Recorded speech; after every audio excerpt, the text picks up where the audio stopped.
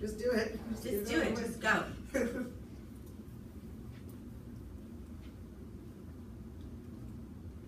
have to wait for the computer to catch up with us. You will now be interpreting in Mr. Barstow's 12th grade world history class. The students are studying about the effects of World War II on the Soviet Union. All right. Anyway, the end of World War II came. Probably the Soviet Union was, without a doubt, the most strongly impacted of all the nations or countries involved. The Soviet Union and then Russia. And to give you an idea, and these are figures that were released by the Soviet Union at the end of World War II to the United Nations. Since these were released in 1945, most people say they've been doctored.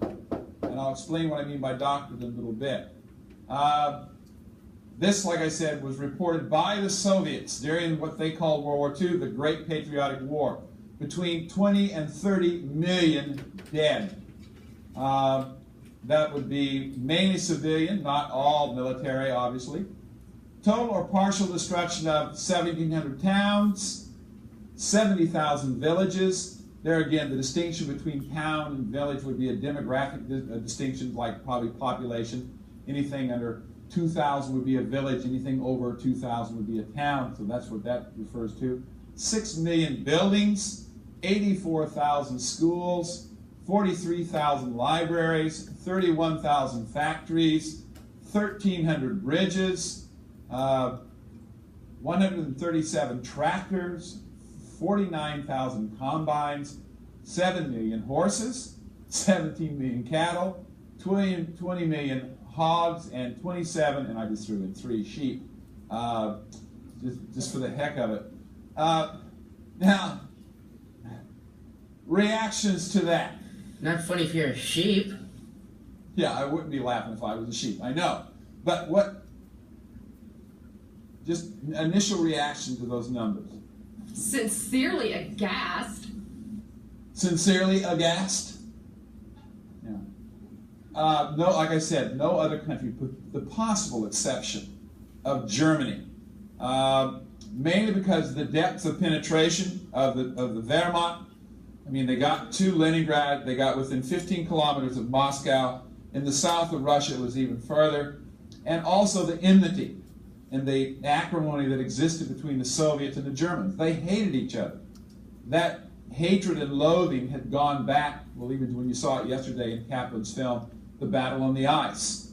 And so the war on the Eastern Front was a total war. It was incredibly vicious. There was no humanity there. There was no Geneva. If you were a prisoner, you were dead. Yeah, Ben? If the Soviets followed the scorched earth policy, they probably destroyed a lot of their own stuff. Okay, good question. And taking into the thing is, if the Soviets followed a scorched earth policy, in other words, as they pulled back from the Germans, and they mentioned it yesterday, they blew up dams, they blew up buildings. So a lot of this damage is not necessarily attributed to the Wehrmacht or the German forces. The Soviets did it themselves. I'm sure what they would say, whether you blow up a bridge yourself to prevent the Germans from advancing, or they blow it up, the point is the bridge is gone. One thing that a lot of people in the United States don't pay too much attention to is this, the number of livestock that was lost. In an agrarian society, where probably still 60% of the people relied on producing the food themselves in their farms and stuff, man, a lot of people were starving to death. I mean, famine, food shortages were massive. Yeah, Matt? Russia's factories and things were behind the times then. Yeah. And then, with the war destroying stuff, they're still behind. It's still there today. If you want to see the effects of World War II on the Soviet Union, go to Russia today. Boris Yeltsin will still tell you a lot of his problems don't result from what's occurred in the last 2 or 3 years, but what happened from 1939 to 1945. Or if you really were a pessimist, you'd go all the way back to World War I. These people have not had a chance to catch their breath, except for the brief period in the 50s. one thing that the Russians did, and the United States stood by and let them, was they had wholesale, what should I say, confiscation of industrial might of Czechoslovakia, Germany, Poland. They loaded whole factories, whole cities, heavy industry onto Russian trains and shipped it back and started their own factories. So they shredded Eastern Germany and Eastern Europe. They looted it effectively. Now, I'm sure the Russians say, hey, we didn't loot it. We're just taking back what you guys destroyed. And it did help to a certain extent. But it's still, you're talking about an infrastructure here that you just cannot recreate overnight. Yeah?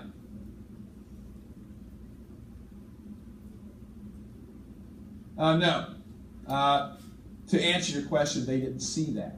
Obviously, the Czechs had been taken over when Hitler marched into Sudetenland. He went in there because there were Germans along the border. So yes, he suppressed the Czechs. But the Russians, I don't think, ever saw the Czechs, or maybe the Slovaks, since they were Slavic. But the Poles, even though they were Slavic, they didn't feel any special kindred to them. It was still Russian for Russians, and you guys can finish on the seconds. So no, Eastern Europe, and the relationship between Eastern Europe and the Soviet Union, even after World War II, is not a partnership. All right, it is a very subservient one, even to the point in the 1980s when there would be like if the Russians would take grain from Hungary and send back really poor quality gas, which was a terrible quid pro quo. But there again, you don't like it, try and rebel from us. So that relationship between Eastern Germany and Eastern Europe and the Soviet Union is going to go on now. Major problem in the Soviet Union, and I showed that to you, Katie, when I read you the worst thing about communism was you had to live with all these people you don't know. All the houses that were destroyed. They still have a major housing shortage in the Soviet Union. Russia, yeah. So I'm wondering, for like the cattle, what percentage of all the Soviets' cattle were destroyed? Okay, as far as percentages, of total cattle population, it's a good question. I would say probably anywhere from 35 to 40%. Okay, and that's sort of a bulk. Yeah, go ahead, Dean. That's going to be a more important figure relative to the human population at the time. Yeah. There again, it depends. The cattle, where they were milk producing or whether you produced them for meat. Most cattle at this time were used for not so much for meat, which was rare. Even today, if you go to the Commonwealth, in the United States, if you had meat once a week, it's rare, and then it's some kind of sausage and maybe some chicken. So you won't have beef.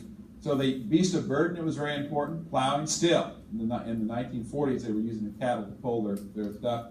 Hogs, once again, was important for butchering, and there again, sheep. There again, it was used for wool. It was used for a number of items, not so much for killing for. In other words, they were seen as a replenishable resource, not necessarily where you kill them.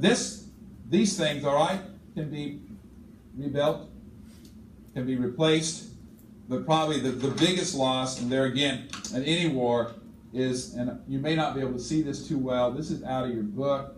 And this is Soviet war losses. And what it is it looks at the population. And so Soviet war losses in World War II were about 20 million. That has been upwardly revised to around 35 million now, because we found out about 3 years ago that the Soviets lied about the number of people died during World War II. Some people in the United States said they're exaggerating those numbers. Not that many people died. As it turns out, they were downplaying it. They lied. There were actually more people killed. Why?